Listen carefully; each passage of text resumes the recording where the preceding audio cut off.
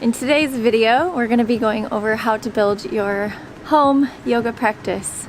To start, we're at home. We just walked to our pool to roll out our mat. Because the weather is good, we usually practice inside.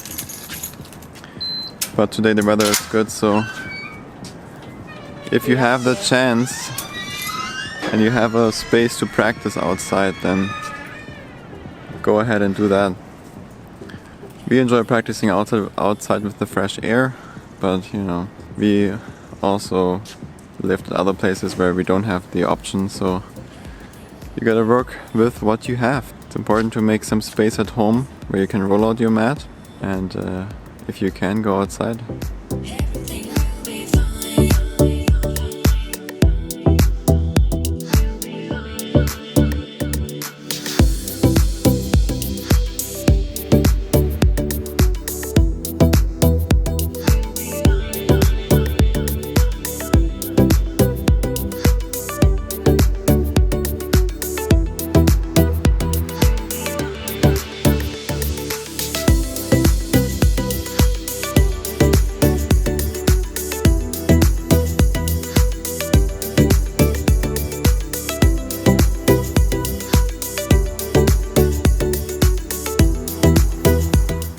So if you're new to yoga, then we recommend that you start at a studio, at least for 6 months or so you get a feeling for the practice and you have an instructor looking over your movements, hopefully a skilled and trained instructor. But there's also areas in the world where you cannot go to a studio, so there you might have to do online classes, or even after a certain time at the studio start doing classes online.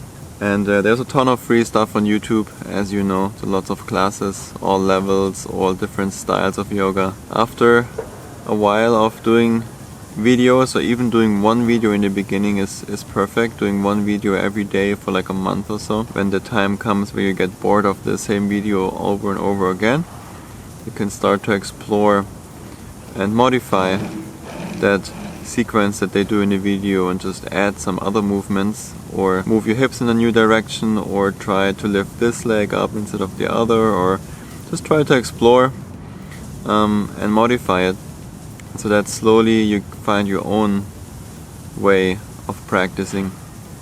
There's pros and cons to being in a studio and practicing at home, but I think one of the best things of being at home is that there's literally no expectations around what you're doing. I mean, there shouldn't be when you're on the mat in a studio anyways, but you're really just at home by yourself. So if you want to hold a pose for 20 breaths, you can. If you come into a pose, you realize you don't like it, you can get out of it. I mean, that's the same as you can when you're in a studio, but a lot of people feel the pressure of external stimulus around them to mold their body into a certain form and hold it until the instructor tells them to move.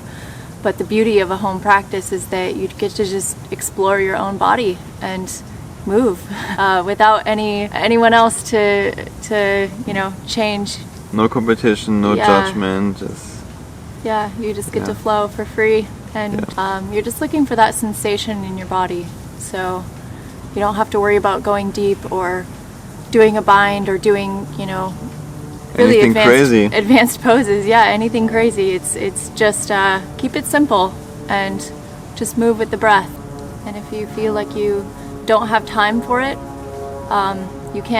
you make time, and that's just where your priorities lie. And usually we practice first thing in the morning. It's not that hard, it's not complicated, it's actually quite simple. You just roll out your mat and you get on it and you move. We all start somewhere, and if you have not done a teacher training, you don't know how to sequence a yoga class and how to connect poses together, there's also no problem. Like Bre said, just move in a way that feels good. Stick with what you learned in a studio or in a yoga video, and then start to change that. And if you are a yoga instructor, or you have done a training and you know how to sequence, then I guess you're good anyways. Already. And hopefully you already have a home practice. Yeah, then hopefully as an instructor you have a home practice. It's very important to have your own practice as an instructor, because we really believe that you should teach what you practice. And so what we practice and teach in our classes is what we usually practice that day in the morning or the previous days or so. our inspiration for our teachings is our practice, our time every morning when we roll out the mat and move.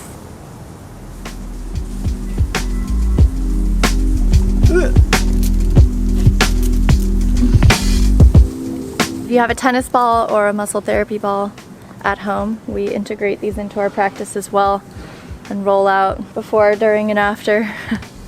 But that'll be in the next video. The first thing we always do when we step on our mat is find stillness for just a minute or two. You don't have to sit in lotus position. You don't have to tie yourself into any uncomfortableness. You just sit. Just sit. So for us, it's usually hero's pose, as we are here. You can also just sit cross-legged. If you have a block, you can place it underneath your hips. The point is to arrive on the mat fully. Just take a minute or two and just find your breath. Just listen to the breath, and kind of everything else, all the noise will fade out. And then you can come into your practice.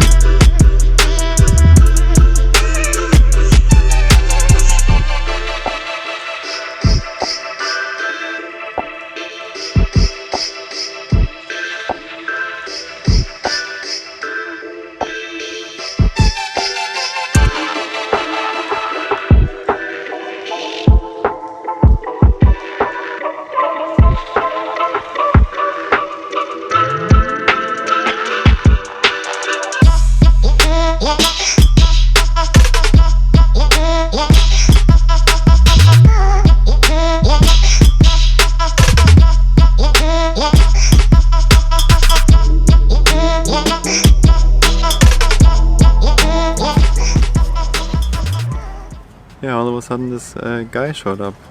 I don't think he lives here at our apartment complex. Didn't seem like it. Seems like he's going through a hard time.